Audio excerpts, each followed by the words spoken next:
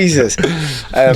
But I remember going into this one set and it was just, they'd created a desert and it was like, there was green screen around, it was blue screen everywhere, but it looked like a desert. They'd done enough. I was like, wow, and then there was a crashed plane in the middle of it and we're like jumping out of it. It just looked insane. I was like, this is movie making. This is amazing. Yeah. Mad. And then like you're standing there waiting for Austin Butler to come out the plane, like, and you're just like, this is sick. I'm here. Yeah. But do you know what? I think for him that's perfect casting, because what you're seeing there, listen, he's become Elvis, right? Yeah. Everyone, I felt like Elvis was actually a sick actor, and I remember watching Tarantino talking about how sick an actor Elvis actually was. Yeah. And like, what you're seeing there effectively is Elvis in those old G.I. Joe, like, you know, G.I. Blues and all that sort of stuff, but up to date in something, you know, that's credible. So true. Yeah, that's a good way of putting it. Yeah. But like, you know, credit to you, man. Like, you just fitted so well in it. Like, thank you. You know, but it was mad because shout out to Ross Inwood. Ross Inwood, good son. Who's one of your best mates, and like he's I call him my cousin because I've grown up with him. And when he said like, oh, I know Elliot Warren, and I was like, Elliot Warren, and I'm going like that, and I just finished watching 1,000 Blows. Oh wow! Right, and you're in it, which we'll go on to after the whole Masters of the Air thing. There's a lot to get in here. There's a lot, but it was like, mate, and I didn't want to seem like a pest. I kept texting you like, I want you on. Can we make it work? Can we make it work? Because I really do see you, like, especially watching Masters of the Air. It was like, mate, it's so you look so natural. Like, nice. I don't know what it is, like guys that have something within acting, you know. And I think Craig's got it. Like, we were talking about Craig earlier. I think Craig's got it, but like, you fit the movies, man. I can see it. I can really see it. But what I mean, like, it was that glorious wig I had on. I ain't got as much hair as that. That was. Nice. But you actually look like one of those old lieutenants, you know, right, like it really fitted you well. Oh, and I'm that. Did you ever watch like wartime movies for that role? Yeah. I mean, yeah, we did definitely watched some of the classics. Yeah, I guess I just watched Band of Brothers like over and over again, thinking that was what it was going to be. It was going to be Band of Brothers 2. Yeah, and just like.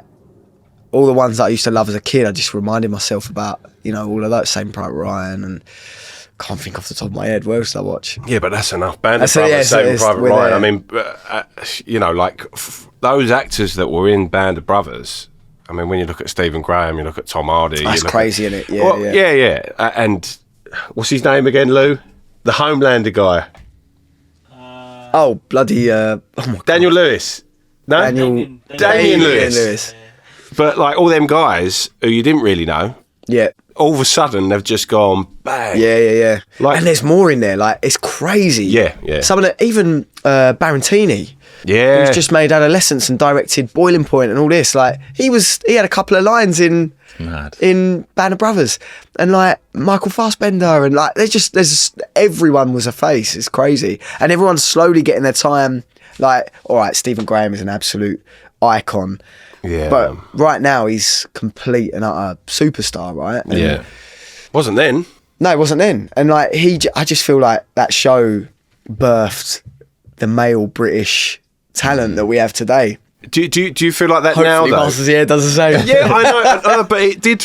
Like, for me as a fan of Band of Brothers. Sorry, Fabe, you ain't got a word in edgeways in it.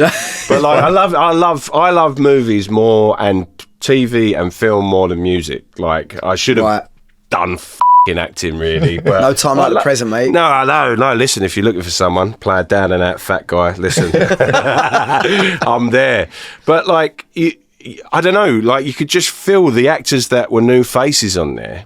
Right. It was a similar vibe. He was like, yeah, they're going to smash it. They're going to do stuff. Like, I don't know. Oh, nice. I see it for you. You know, I don't want to... really bloody kind, thank you. Don't want to blow any more smoke up your ass. No, please, carry on.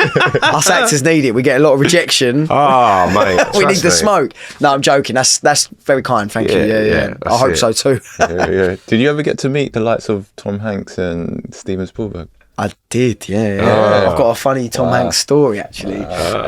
Yeah, we did. We did a boot camp for Master Year where we were like, had 2 weeks of sort of army training, and we had heard all these stories about Band of Brothers being like put through their paces, people crying, people wanting to leave, and actually because we were airmen we got treated with like a bit more respect, and we had cups of tea and that, and it was all right. It was still hard. We was doing like caterpillar push-ups, and oh gosh, well, do you know what they are? Like, you're all together, and look at me. And like if you were the one that couldn't do it, you had this sergeant Captain Dale Dye. He's mad. He's the guy that started it all with Platoon, where he went to the director of that film and was like, mate, it's a massive director, I can't think off the top of my head, it's terrible.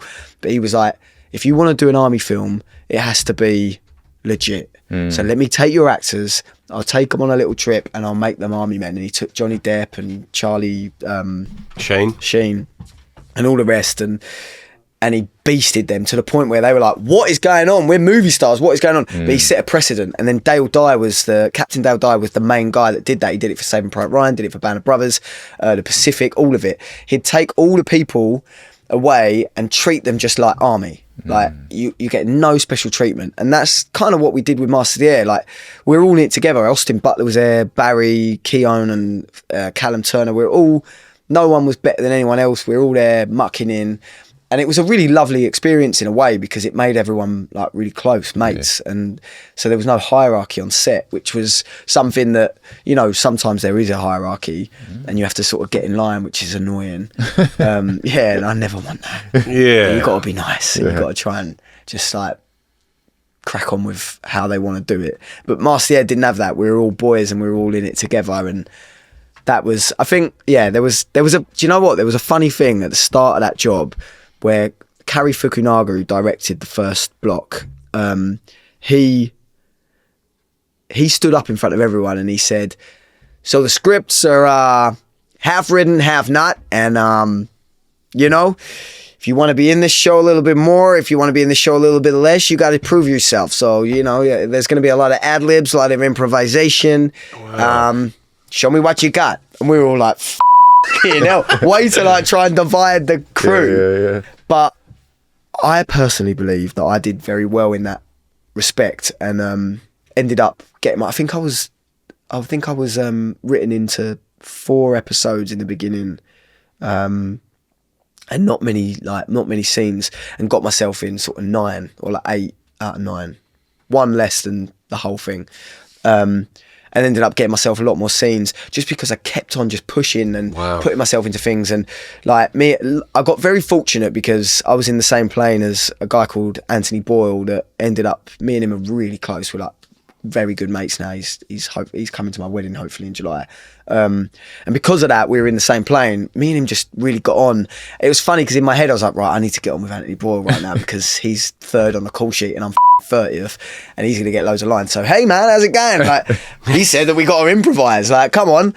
But it so happened to be that we ended up being mates properly anyway. And it really worked out. Yeah. So I ended up getting in loads more scenes and getting more screen time. It's like that in this industry, man. You just got to get it. You just got to go out and grab it.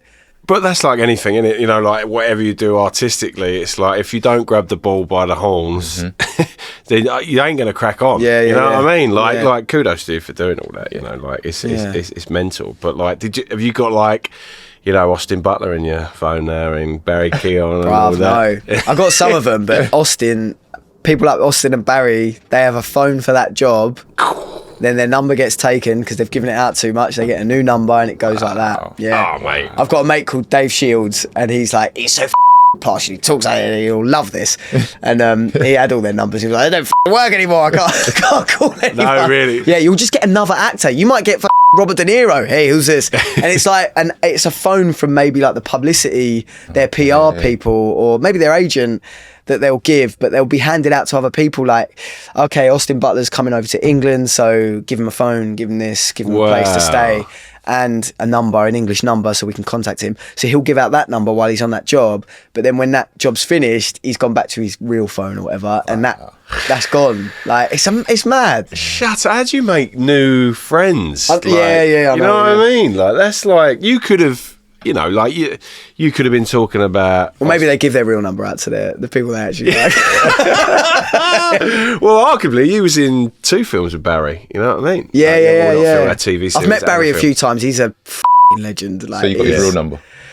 No, I don't. Ah, I don't even have his number. I've never, I've never had his number. But I'm arguably in 2 films with Barry, and I wrote Top Boy, so I met him on that as well. So we've crossed paths quite a lot, and we spoke quite a lot. And he's a good lad. Like, he's just, I respect that geezer so much for what he's doing in the industry, because he's mad. Like, he's such a character, but what he puts out and presents is like